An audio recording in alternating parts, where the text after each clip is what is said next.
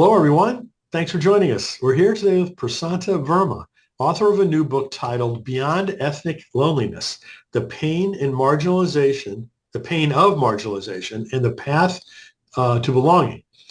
Born under an Asian sun, raised in the Appalachian foothills in the South, and now living in the upper Midwest, Prasanta is a writer, poet, editor, former debate coach, public health professional, and mom of three fabulous kids.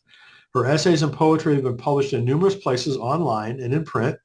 She wants to help us envision a world where we are all more socially connected and a little less lonely. Beyond Ethnic Loneliness is her first book. Prasanta considers herself a lifelong learner. When she's not writing, she's reading, walking, and exploring the beauty of the natural world. And she's also an alum of the Publishing in Color conferences. So I'm so glad whenever one of the alums from those conferences publishes a new book of their own, which is so wonderful to see. But you can learn more about the book and all about Prasanta at prasantaverma.com. So Prasanta, many congratulations on this accomplishment, and thanks for joining us.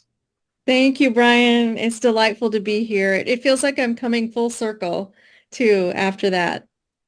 Well, we were just talking beforehand about how much of a journey it is to get published. It's not an easy thing, and it takes quite some time. So Mhm. it means a lot of perseverance, a lot of hard work, and you did it. So that's a wonderful thing. Thank you. Yeah, it was quite a journey, and but attending your conferences was a huge part of my journey. So thank you, Brian. Oh, certainly. It was my pleasure. I'm so glad that it worked out. Um, is there anything else that you want people to know about you than what I kind of touched on there? Well, yes, one thing I'd like people to know is that I love to drink chai. And yeah, I'm a very big fan of chai. And it's important to know that when people are saying chai tea, it's actually not chai tea, it's just chai because the word chai actually means It's tea. tea, yeah. So yeah, we don't go around saying I want coffee, coffee, right? So it's like, so I just want people to know, very important. Chai tea is not chai tea, it's chai. So Yeah. we have a couple of different areas we want to discuss, but the first one is your new book, and as I mentioned, the title is Beyond Ethnic Loneliness, the Pain of Marginalization, the Path to Belonging. So can you tell folks about, how this particular book came about? Yes, of course. So, well, one of the ways that it came about was my own personal experience growing up in the United States and living as a minority. My family immigrated from India and we ended up living in a small town in Alabama. And so that was part of my formative experience was living in this place as an ethnic minority. And the second thing was my interest and research in loneliness and social connection. I have a background in public health. And I was personally interested and concerned about loneliness and social connection and how isolated we are in American culture, but especially how it affects people of color and immigrants and ethnic and racial minorities. And those are some of the things that were the impetus for writing this book. And boy, didn't the pandemic just accelerate all of that in a bad way?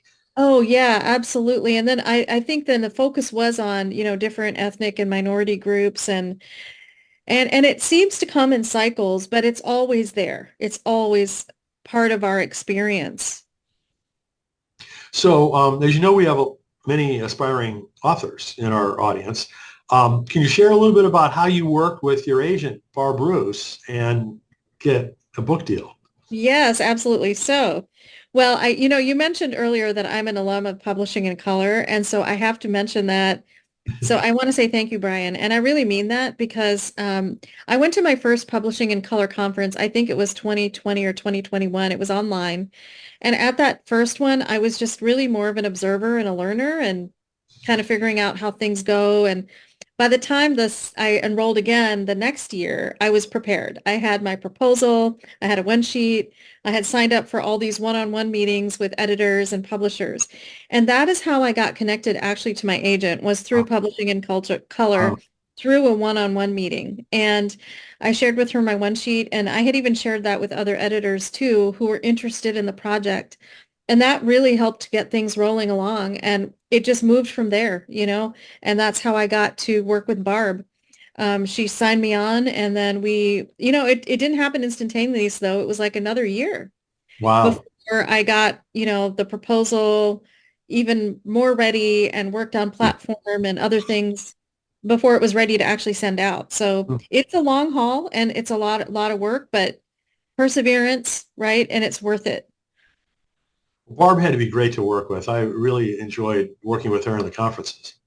Yeah, she's been fabulous. And I feel blessed, tremendously blessed to have her as an agent and to be connected. And, I never thought, to be honest with you, Brian, would I ever even get an agent, right? You don't know. You try, you go for it, but honestly, there are people still trying for years and years to get an agent. So the fact that that happened is just a gift.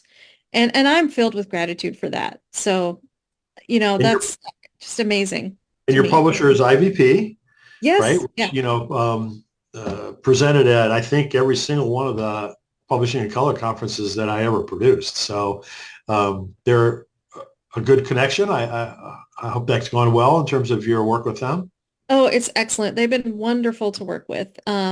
So yeah, I met them at a different conference for the first time, and then just continued to, you know, um, keep in touch and keep that relationship going. And so they've been amazing. Good, good. So one of the marketing elements I work on with authors and entrepreneurs is their elevator pitch. Mhm. And I tell them that they need this in order to have conversations with people like agents and editors and as part of the book proposal. So I suggest they make it brief and to the point. What was the short version of your elevator pitch that you used to get your book deal? Okay, so because you sent me this question in advance, and thank you, because so I actually looked it up and I actually copied it down so I could read you Good, just my good. exact elevator pitch that I used in my proposal for this book. And here's what it is. Does it seem people of color are consistently talking about race? People of color feel marginalized and alienated. And with increasing loneliness and disconnection in the United States, a sense of belonging has never been more urgent. This book guides the reader along a path of understanding the loneliness that people of color experience. That is That's excellent. it. That is excellent. So, just to analyze it a little bit in terms of, how it stacks up against what I recommend for people. First of all, you present the problem. Hmm. Secondly, you present a solution. Hmm. Third, you point out who the target audience is. Fourth, it's very concise. And fifth, it's very clear. Yeah. You Thank know, you. Yeah. and so those are in any kind of business. I mean, if people can accomplish that in saying what they're doing and why somebody should care, I mean, Yeah. And I mean, it takes time to do that. It really does. And it sounds easy to say it, but honestly, it does take a lot of time, trial and error, and making it short and to the point. yeah. So yeah, it's a lot of work. It's a lot of And work. it's difficult for everyone, whether it's a Yeah. big corporation or a single individual, author. It's not an easy thing. And so it's really good that you worked on it and got feedback. And anyway, so I love when I do an interview for a book and I get to read from endorsements that some of my other author friends have given it. So I want to read a couple of those. This one is from Quantrilla Ard, who says, before reading this book, I had never thought to give myself permission to connect my ethnicity with loneliness, even though I experienced it in palpable amounts. So personally speaking, I really love it when a book expresses something that I'd been feeling but was unable to articulate. And it seems like your book does that. Yeah, thank you, Brian. Yeah, that was such a kind review. I really appreciate that. Quantrilla, she's been a wonderful, wonderful supporter too of the book. I really wanted to give language to this experience of ethnic loneliness. That was actually one of my goals. And the fact that it came across was tremendously rewarding because, we talk about this feeling from a different point of view. I really wanted to centralize the internal experience of loneliness, ethnic loneliness, and give voice and language to those dynamics. So I'm really grateful that that came across. And I've had other people come to me and say, this names my experience. So Hmm. it's super rewarding. Well, it's like one of those kinds of things that's there, but oftentimes unspoken. Yeah, and we use different terms, like we talk Yeah. about discrimination or we talk about racism, but what is this internalized experience? What is it how can we dissect it and name it even more? So that's kind of what I was trying to do. Good. So here's something from Terence Lester's endorsement. He says, Beyond Ethnic Loneliness is a moving read for any person of color who has silently carried the burden of isolation, invisibility, and marginalization. So is that who you would say the target audience is? Sounds like from what you told me before. Yes. Well, as you know, one thing I've learned through the conferences and through book publishing is that your book really needs to have a target audience. You need to have a defined audience for your book. It can't be just everybody. So the book's target audience is definitely the primary audience, people of color. However, I will say that there is a large secondary audience too, but I speak primarily to the person of color in this book. But there is another audience here, and that is the white reader, the white majority reader, who's kind of looking over the shoulder and reading this, and they are coming and saying, I want to give this to my other white friends to read because it's really helped me understand what my other friends, my, people of color and my ethnic minority friends are going through. So that it would be the secondary audience. I mean, I can totally understand that. I mean, as humans, it's hard for any of us to put ourselves in somebody else's shoes, right? You can't completely do that ever. But to the extent that, a book like this helps you develop empathy, right, for people that are not like you, I mean, I think that that's extremely valuable. Yeah, and that's one of my hopes and goals is that we grow in empathy for each other and that this book kind of pushes us further along that road. Hmm. Hmm. So sometimes I'm a little critical of books that will analyze an issue or talk about the history of an issue, but don't really say much about the question, so what do we do about it? Yeah. And so I'm really glad to say that your book addresses that. You devote almost half the book to a section called So What Can Be Done? So first of all, congratulations on that. Thank you for that. Can you talk about what some of the suggestions are that you offer? Yeah, thank you. It was really important to be practical because there's a lot of problems in the world and Yes. we can name them all, right? But you know what can we do about it? That was really important to be practical and say, there are some things that we can do. So, I mean, one of the things I think number one is healing. So primarily speaking to the person of color, heal from your trauma, process your experiences and address those internal narratives that you have of disbelonging. So name it and process it, go through healing. The other thing I would say is to share your stories. Now, somebody asked me how.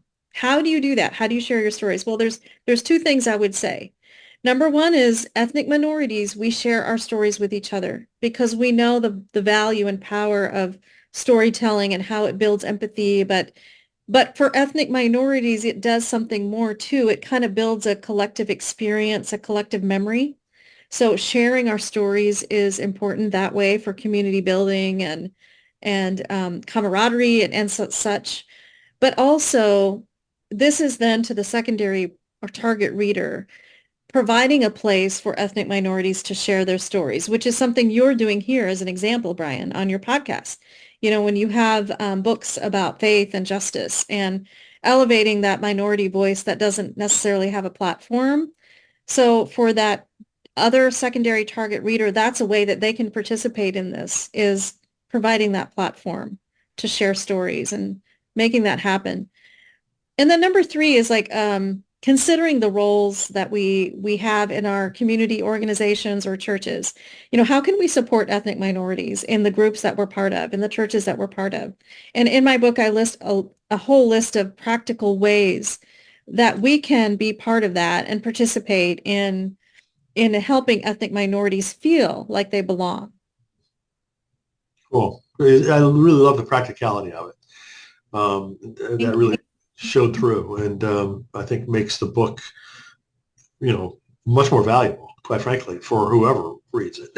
Yeah, thank you. Yeah. And also Yeah, hopefully has a long tail, you know what I mean, in terms of book yeah. sale, because it's going to stay relevant. I mean, And that's what I hope. I mean, I think that this is, it's not a, like, it's not what, it's one of those, I think long term, it's not trendy. It's because I, we're going to be living with this problem for a long time. And yeah. when I say problem, it's not really, I should not use that word. It's not negative. This is just the reality of our society. We're going to be a non-white majority in 2045. So this problem is not going away. We're going to have to learn how to live with our neighbors. Better as we keep going forward. Well, speaking of which, I loved the title of one of the chapters in the second half, which is called A Better Country, which is a very important issue for me. It's one of the reasons why I started How to Heal Our Divides and, some of the other things I've been doing. Um, in one sense, our country was founded on and has been known for, compared to many countries, for its ability to foster immigration. But we all know that that was never really completely true. And quite frankly, it seems to be getting worse. What is your perception of all of that? Mhm. Yeah, that's a really good question. So, as you mentioned, the United States, interestingly, the United States has more internationals, people that were born in another country than any other country in the world, which is fascinating. And that really started in 1965 with the Immigration and Nationality Act, when they opened up the doors to Asia and Africa and more international migration. But we have such a checkered history with migration and immigration. We are still struggling with it. And so, as I mentioned, the non-white majority in 2045, it's not going away. In fact, it's going to keep getting even more. We're rubbing shoulders more and more with each other of more ethnic backgrounds and more multiracial groups too, like multi-ethnic groups. So, the problem is going to be with us, but the U.S. has been sending a dual message. So on one hand, we have the most number of immigrants in the United States, and we have a message on the Statue of Liberty that says, bring me your tired, bring me the masses. But on the other hand, we're sending this message of, no, don't come here, or no, you're not welcome here, or go back to where you came from. So we've had this dual message, which leads to our sense of disbelonging and confusion and that feeling of uncertainty that we experience as ethnic minorities. So we got to contend with this message and figure out how we're going to unify that message or come to some sort of better understanding. So, thinking of this on a national scale, do you have any specific suggestions? hmm Yeah, this is a long-term thing, and I have a couple things I would like to mention. So first of all, I think we need to normalize talking about this issue. Let's talk about ethnic loneliness. Let's talk, let's bring it into the national forefront of the conversation and keep talking about it. And that's why I think sharing our stories is so important. That's why I put it in the book, because I think it's vital. So normalize talking about loneliness and ethnic loneliness because our society is experiencing an epidemic of loneliness. Mhm. So, Mhm. so that's one thing. The second thing that I would like to see, it's kind of related to that. And I would like us to see not only that we're normalizing talking about these issues and we're bringing them to the forefront and pushing the conversation forward, but I would also like to see how are we addressing our social health? So we talk about mental health, we talk about physical health. How are we addressing our social health? And our social health is our connection with each other. What is our social well-being? We are so isolated. And so in terms of training our medical professionals and in terms of our local health department initiatives at the community level, are we seeing initiatives to address our social health? So those are some things that we can do on a bigger scale to address this issue. Very cool. Very cool. So, what would be like the one thing that you'd want people to take away from your book? Oh, the one thing. The one Okay, thing. the one thing. Okay, the one thing is normalize talking about ethnic loneliness. Let's normalize it. It's not taboo. Let's not hide from it. Let's bring it up to the forefront of our conversations. And find Normalize. people to do that with. Pardon? Find people to do that with. For some people, that alone is a difficult challenge. That's a really good point. So it goes down to so many things like Yes, who is our community? And do you have someone to process your experiences with? Because that's super important. And then platforming other people and giving them the opportunity to talk and share about their experiences. But yeah, Yeah. I think that's the one thing is normalize it. Hmm. So I'd like to shift gears a little bit and talk about the whole idea of finding your next calling. You're now an author, which means you're also an entrepreneur. What led you to want to do this craziness that took so long and so much work? Yeah, we're all crazy, right? You know, writers are entrepreneurs, and I love that. Well, I love writing, first of all. I love writing. I love the written word, and I've been writing for many, many years. So that's just part of who I am. But also I think that you have this story, this kind of burning story that you want to share. There's a message that compels you to keep going and pursuing this long-term dream. So you have this fire in your belly, and that kind of makes you keep going and you want to push and go further. Um, so yeah, I think that's part of it. That's part of what compelled me. Well, I think, that's what it takes, because it is such a journey, so much work, so much perseverance, so many no's that you Yeah, receive, right? I mean, all of us do, um, but especially authors. right. Writers Um, especially. so Yeah. you've gotta have the passion, Yeah. to push through all that. Yeah, you do, and you need to love it. You need to love what you do. You need to be passionate about it because even after you write the book, let's say you get to this point, you're writing the book, you're going to be talking about this book for a very long time. So you have to really be passionate about it and love it because you will be kind of married to it. Yeah, Yeah, yeah, immersed in really. it. Yeah. Yeah. So what kind of advice do you have for people who are just getting started that haven't yet published their first book? I have several things I would recommend. Number one is find a writing community and get yourself immersed with other writers, people who understand what it means to write and be a writer, because it's a whole different world and your friends are not going to understand that. They're not going to know what it feels like. They have what it means to be a writer. Writers know. Other people don't know what it's like. So have that community around you and start, talking and learning. The other thing I would say is submit your work. Start submitting your work, start getting it out there, get some bylines, start practicing writing and make sure your work is getting out there. But I think another thing I would say, Brian, is believe in yourself. Believe in yourself because you will be faced with many rejections. It is up and down, a roller coaster ride. So believe in yourself and listen to your instincts. And because that's really sometimes the only thing that's going to keep you going. Amen. So I realize you're in the middle of a book launch, but I have to ask you if there's any future plans, whether it's books or other things that you can talk about.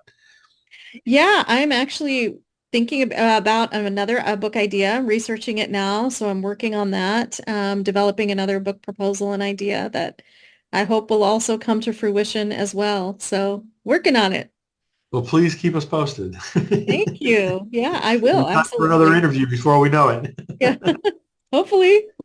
That would be So, amazing. so again, congratulations, Prasanta. I'm so glad about the success of this book, and wish you all the best. Going forward. Again, the title is Beyond Ethnic Loneliness: The Pain of Marginalization and the Path to Belonging, from IVP. Go check out Prasanta's website at prasantaverma.com. So, thank you for joining us, and again, many congratulations. Thank you, Brian. It's been delightful to be with you today.